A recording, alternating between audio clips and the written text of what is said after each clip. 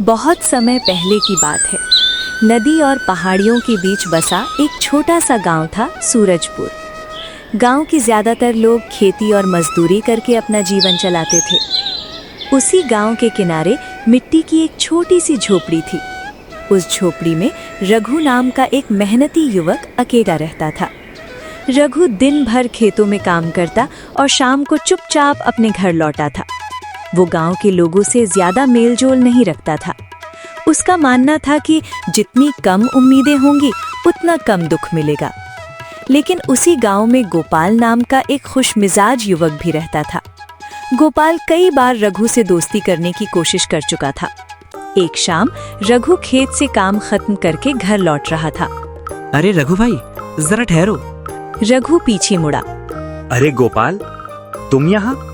लगता है आज सूरज से ज्यादा मेहनत करके आ रहे हो। मेहनत नहीं करेंगे तो चूल्हा कैसे जलेगा? बात तो सही है, लेकिन कभी अपने लिए भी वक्त निकाल लिया करो। मेरे पास फालतू वक्त नहीं होता। और दोस्तों के लिए? दोस्तों से ज्यादा भरोसा मुझे अपनी मेहनत पर है। यही बात मुझे समझ नहीं आती। हर इंसान को किसी अपने की जरूरत पड़ती है। कुछ क्षणों के लिए रघु चुप हो गया। शायद तुम सही कह रहे हो। अरे वाह, आज पहली बार मेरी बात मानी तुमने। आज मन थोड़ा हल्का है। तो फिर इस खुशी में कुछ खास हो जाए। क्या? आज मेरे साथ बैठकर खाना खाओ। नहीं, आज तो मेरे घर चलो। सच? हाँ, बहुत दिनों बाद किसी के साथ बैठकर खाने का मन है। फिर तो मैं जरूर चलूंगा। और आज मैं खास मछली बिरयानी बनाऊंगा। मछली बिरयानी? भाई, ये बात पहले बतानी चाहिए थी। दोनों हंस पड़े। कुछ ही देर बाद दोनों गांव की मछली मंडी की ओर निकल पड़े। मंडी में पहुंचकर रघु हर मछली को ध्यान से देखने लगा। तुम तो ऐसे देख रहे हो जैसे कोई बड़ा रसोइया हो। अच्छे खाने की शुरुआत अच्छी सामग्री से होती है। आखिरकार उसने एक बड़ी और ताजी मछली चुन ली। बस यही सही रहेगी। मछली खरीदने के बाद दोनों मसालों की दुकान पर पहुंचे। कौन कौन से मसाले लोगे? दालचीनी, बड़ी इलायची, लौंग, काली मिर्च और सूखी लाल मिर्च। इतने सारे? स्वाद मसालों से नहीं, उनके संतुलन से बनता है। और बाजार वाला तैयार मसाला? नहीं, मैं अपने मसाले खुद पीसता हूँ। इतनी मेहनत क्यों? क्योंकि असली खुशबू वहीं से आती है। सामान लेकर दोनों घर लौट आए। रघु ने चावल धोकर पानी में भिगो दिए, फिर सिलबट्टा निकालकर मसाले पीसने लगा। कुछ ही देर में पूरी झोपड़ी खुशबू से भर गई। वाह, सिर्फ मसालों की खुशबू ही इतनी शानदार है तो बिरयानी कितनी स्वादिष्ट बनेगी। थोड़ा इंतजार करो। रघु ने मछली को मसालों में मिलाया। चूल्हे पर देगची चढ़ी। घी की खुशबू फैलने लगी।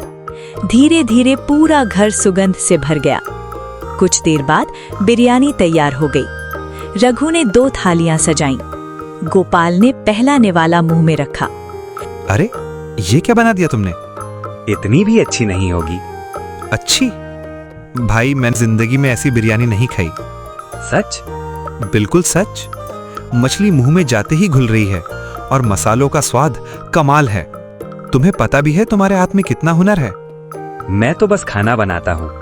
नहीं रघु, तुम लोगों को खुशियां परोस सकते हो। बड़ी बड़ी बातें मत करो। मैं मजाक नहीं कर रहा। मुझे लगता है तुम्हें एक छोटा सा ढाबा शुरू करना चाहिए। ढाबा? हाँ।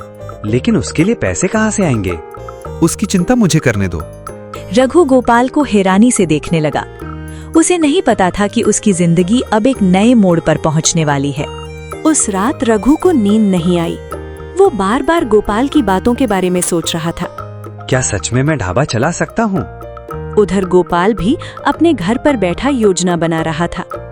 रघु में हुनर है, बस उसे सही मौका चाहिए। अगली सुबह सूरज निकलने से पहले ही गोपाल रघु के घर पहुंच गया। रघु भाई, जल्दी बाहर आओ। इतनी सुबह? क्या हुआ? चलो, तुम्हें कुछ दिखाना है। दोनों गांव के बाहर मुख्य सड़क की तरफ चल पड़े। कुछ दूर जाने के बाद गोपाल एक पुरानी खाली दुकान के सामने रुक गया। यही है वो जगह। ये? हाँ, मेरे चाचा की पुरानी दुकान कई सालों से खाली पड़ी है। लेकिन? कोई लेकिन नहीं, यही हमारा ढाबा खुलेगा। रघु कुछ पल तक दुकान को देखता रहा। सपना तो अच्छा है, लेकिन पैसा? मेरे पास थोड़ी बचत है। बर्तन मैं खरीदूंगा, दुकान मैं तैयार करवाऊंगा और खाना तुम बनाओगे। रघु की आंखों में पहली बार उम्मीद दिखाई दी। अगर तुम इतना भरोसा करते हो तो मैं भी पूरी जान लगा दूंगा। बस यही सुनना चाहता था। अगले कई दिनों तक दोनों मिलकर दुकान तैयार करते रहे। दीवारें रंगी गईं, नई मेज कुर्सियां आईं, बड़े बड़े बर्तन खरीदे गए। आखिरकार वो दिन भी आ गया जब ढाबा खुलने वाला था।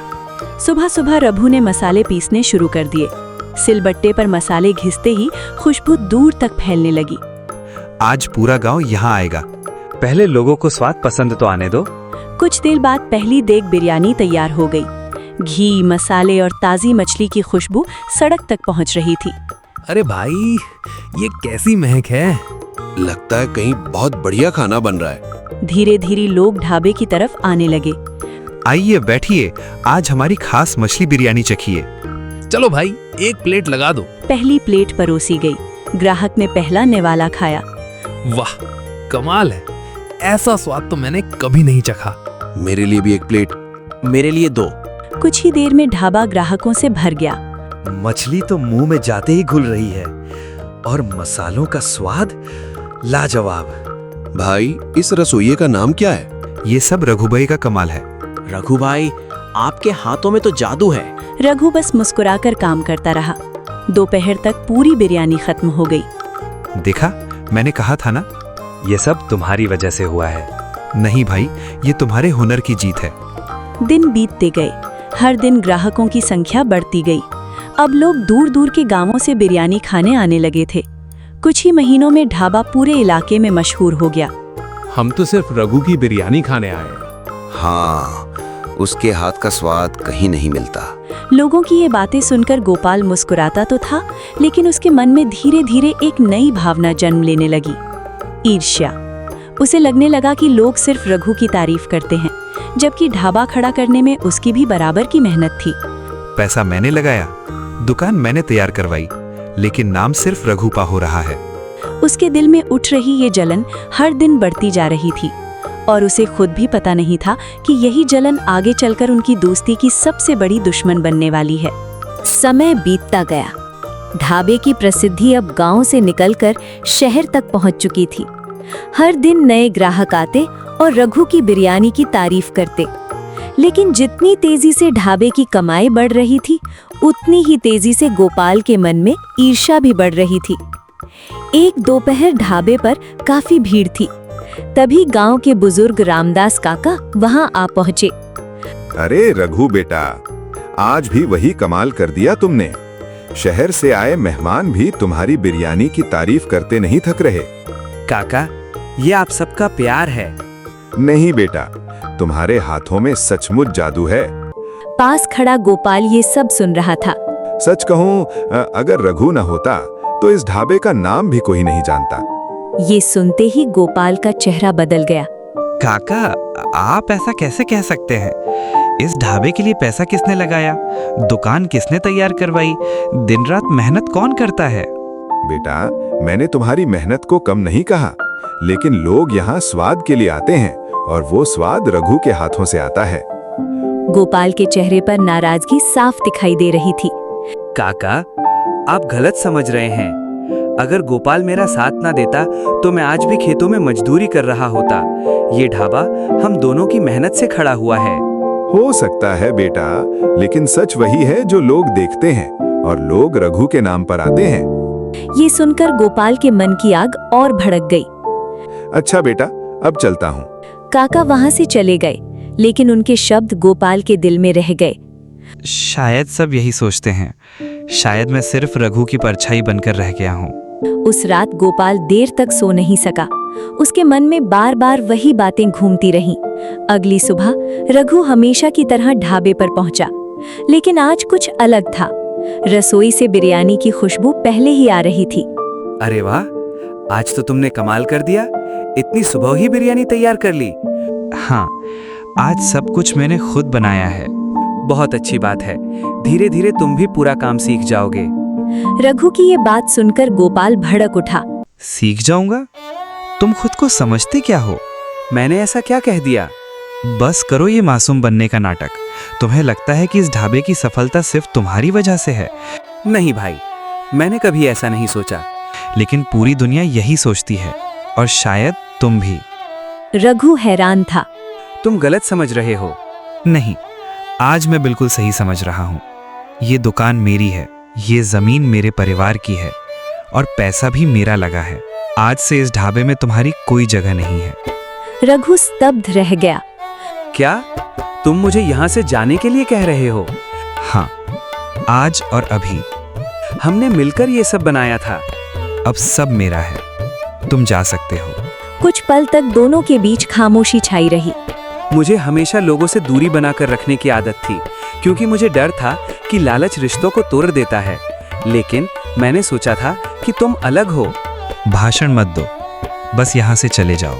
ठीक है, मैं चला जाता हूँ, लेकिन एक बात याद रखना, सिर्फ चावल और मसाले मिला देने से बिरयानी नहीं बनती। उसमें मेहनत के साथ दिल की सच्चाई भी चाहिए होती है। इतना कहकर रघु वहां से चला गया। गोपाल को लगा कि अब सारी तारीफ उसे मिलेगी, लेकिन उसे नहीं पता था कि असली परीक्षा अब शुरू होने वाली थी। रघु के जाने के बाद गोपाल को पूरा विश्वास था कि ढाबा पहले की तरह चलता रहेगा। उसे लगता था कि ग्राहक स्वाद के लिए नहीं, बल्कि ढाबे के नाम के लिए आते हैं। अगली सुबह वो बड़े आत्मविश्वास के साथ रसोई में पहुंचा। आज सबको दिखा दूंगा कि मैं भी किसी से कम नहीं हूँ। उसने वही मसाले इस्तेमाल किए, वही चावल लिए और वैसी ही मछली खरीदी। लेकिन स्वाद सिर्फ सामान से नहीं बनता, स्वाद अनुभव, धैर्य और मेहनत से बनता है। कुछ ही देर में बिरयानी तैयार हो गई। ग्राहक भी आने लगे। भाई जल्दी एक प्लेट देना।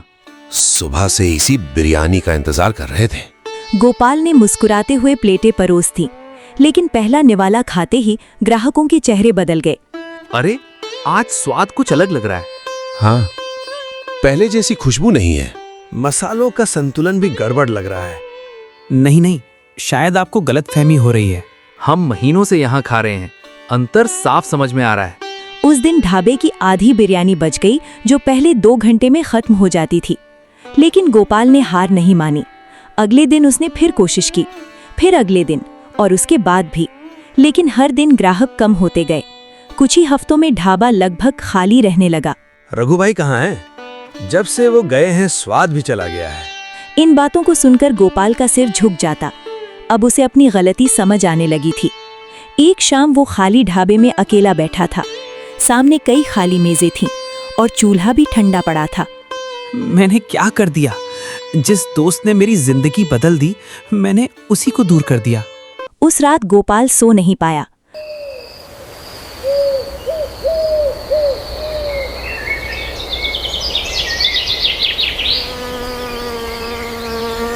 अगली सुबह उसने फैसला कर लिया। वो रघु को ढूंढने निकला। काफी तलाश के बाद उसे रघु गांव के बाहर खेतों में काम करता मिला। रघु ने पीछे मुड़कर देखा। तुम यहाँ? मुझे तुमसे बात करनी है। कहो। कुछ क्षण तक गोपाल चुप खड़ा रहा। मुझे माफ कर दो। मैं अहंकार में अंधा हो गया था। मैं भूल गया था कि दोस्ती किसी भी व्यापार से बड़ी होती है। मैंने तुम्हारा दिल दुखाया और उसी की सजा मुझे मिल गई। रघु कुछ देर तक उसे देखता रहा। गलती हर इंसान से होती है, लेकिन उसे स्वीकार करना आसान नहीं होता। तुमने अपनी गलती मान ली, यही सबसे बड़ी बात है। तो क्या तुम मुझे माफ कर सकते हो? रघु मुस्कुराया। दोस्ती में माफी नहीं होती, सिर्फ समझदारी होती है। ये सुनते ही गोपाल की आंखें भर आईं। धन्यवाद दोस्त। दोनों ने एक दूसरे को गले लगा लिया। कुछ दिनों बाद ढाबा फिर से खुला, लेकिन इस बार एक बदलाव था। ढाबे के बाहर लगे बोर्ड पर लिखा था, दोस्ती बिरयानी घर, रघु और गोपाल द्वारा संचालित। अब दोनों साथ मिलकर काम करते थे। एक खाना बनाता था और दूसरा पूरे दिल से ग्राहकों की सेवा करता था। धीरे धीरे ढाबा फिर से मशहूर हो गया, लेकिन इस बार दोनों को सबसे ज्यादा खुशी कमाई से नहीं, बल्कि अपनी दोस्ती वापस मिलने से थी। कहते हैं, अहंकार इंसान को कुछ समय के लिए ऊंचा जरूर दिखा सकता है, लेकिन अंत में वही अहंकार उसे सबसे ज्यादा नुकसान पहुंचाता है। और सच्ची दोस्ती हर टूटे रिश्ते को फिर से जोड़ने की ताकत रखती है। अगर आप चाहते हैं कि अगले वीडियो में आपका नाम और आपके गांव का नाम आए, तो नीचे कमेंट में अपना नाम और गांव जरूर लिखिए। और अगर मेरी कहानी ने आपके दिल को जरा सा भी छुआ हो, तो वीडियो को लाइक जरूर कीजिए। और ऐसी ही दिल से जुड़ी कहानियों के लिए चैनल को सब्सक्राइब करके हमारे परिवार का हिस्सा बन जाइए।